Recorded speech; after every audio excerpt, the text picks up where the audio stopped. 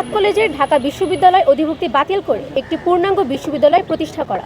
আগামীকাল রোববারের মধ্যে অন্তর্বর্তীকালীন প্রশাসন গঠনের প্রজ্ঞাপন জারি করতে হবে। আমাদের দাবি মানা না হলে আমরা জনদুর্ভোগ এড়াতে এবার সংশ্লিষ্ট মন্ত্রণালয় ঘেরাও করতে বাধ্য হব। আজকের এই জরুরি সংবাদ সম্মেলনে আপনাদের সবাইকে স্বাগত জানাচ্ছি এবং আন্তরিক কৃতজ্ঞতা জানাই আমাদের এই আন্দোলন ও দাবিকে সবার সামনে তুলে ধরার জন্য। সাত কলেজকে ঢাকা বিশ্ববিদ্যালয়ের অধিভুক্তি থেকে বাতিল করার পর দীর্ঘদিনের শোষণ বঞ্চনার মুক্তি হিসেবে আমরা এই আন্দোলন শুরু করি। শুরু থেকে আমাদের দাবি ছিল সাত কলেজের ঢাকা বিশ্ববিদ্যালয় অধিভুক্তি বাতিল করে এই কলেজগুলোর সমন্বয়ে একটি পূর্ণাঙ্গ বিশ্ববিদ্যালয় প্রতিষ্ঠা করা। আমাদের দীর্ঘদিনের আন্দোলন থেকে প্রাপ্তি ও সর্বশেষ পরিস্থিতি আপনাদের জানাতে আজকে আমরা একত্রিত হয়েছি। সাত কলেজের শিক্ষার্থীরা নিজেদের শিক্ষার মৌলিক অধিকারের দাবিতে বারবার রাস্তায় নেমে মার খেয়েছে, রক্ত দিয়েছে, অনেকের অঙ্গহানি হয়েছে। আমরা শিক্ষার একটি সুস্থ পরিবেশ চেয়ে আসছি। ফলে অতীত অভিজ্ঞতায় বারবার রাস্তায় নামার পরিবর্তে শিক্ষক শিক্ষার্থীদের সমর্থনে একবারে চূড়ান্ত সমাধানের পথ বেছে নিয়েছি। আমরা জেনেছি নাম ছাড়াও নতুন বিশ্ববিদ্যালয়ের লোগো ও মডেলও প্রস্তুত রয়েছে। সাত কলেজের ঢাবি অধিভুক্তি বাতিলের পর চলতি বছরের 25শে ফেব্রুয়ারি ইউজিসি এ কলেজগুলো পরিচালনায় একটি অন্তর্বর্তী প্রশাসনের প্রস্তাব করে। তবে অন্তর্বর্তী প্রশাসন বিষয়ে ইউজিসির প্রস্তাবনার 2.5 মাস পার হলেও এখনও সেটির চূড়ান্ত অনুমোদন হয়নি।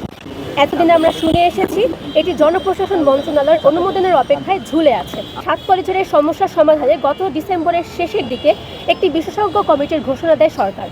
একই সঙ্গে এই সমস্যার সমাধানে তাদের 4 মাসের সময়সীমা বেঁধে দেওয়া হয়। কিন্তু গত 30 এপ্রিল এই কমিটির সময়সীমা শেষ হলেও এখনও সমস্যার সমাধান হয়নি। আমরা এমন সময়ক্ষেপণের তীব্র নিন্দা জানাচ্ছি। নতুন বিশ্ববিদ্যালয়ের নাম চূড়ান্ত হওয়ার পর স্বল্প সময়ের মধ্যে অন্তর্বর্তী প্রশাসনের প্রজ্ঞাপন দেওয়ার কথা থাকলেও তা কোনো এক অদৃশ্য কারণে এখনো ঝুলে আছে। তবে আসার কথা হলো, গত শুক্রবার রাতে সাবেক শিক্ষা উপদেষ্টা ও বর্তমান পরিকল্পনা উপদেষ্টা অধ্যাপক ডক্টর ওয়াহিদ উদ্দিন মাহমুদ আমাদের আশ্বস্ত করে বলেছেন, জনপ্রশাসন মন্ত্রণালয়ে সাত কলেজের জন্য প্রস্তাবিত অন্তর্বর্তী প্রশাসনের কার্যক্রম শেষ হয়েছে। এরপর এটি এখন মাননীয় প্রধান উপদেষ্টা ডক্টর মোহাম্মদ ইউনূসের কার্যালয়ে পাঠানো হয়েছে।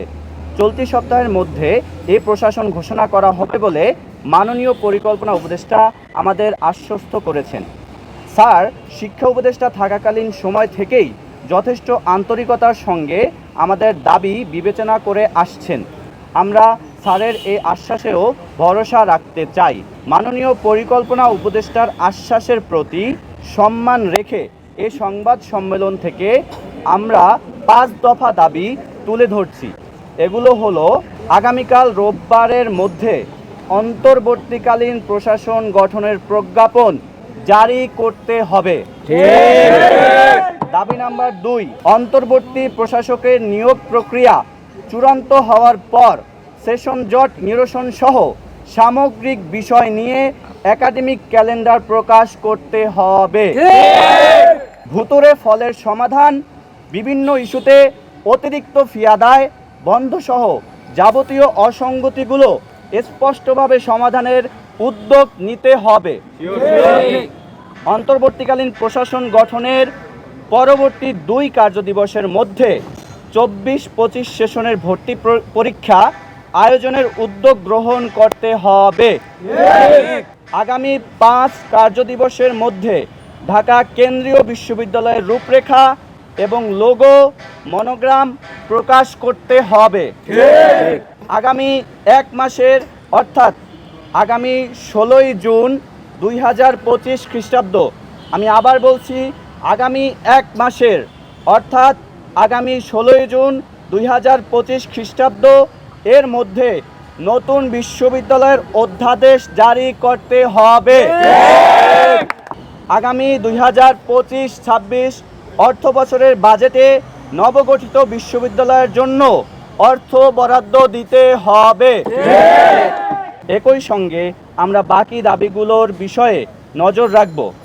আমরা যদি আবার মাঠে নামতে হয়, অর্থাৎ আমাদের দাবি মানা না হলে আমরা জনদুর্ভোগ এড়াতে এবার সংশ্লিষ্ট মন্ত্রণালয় ঘেরাও করতে বাধ্য হব।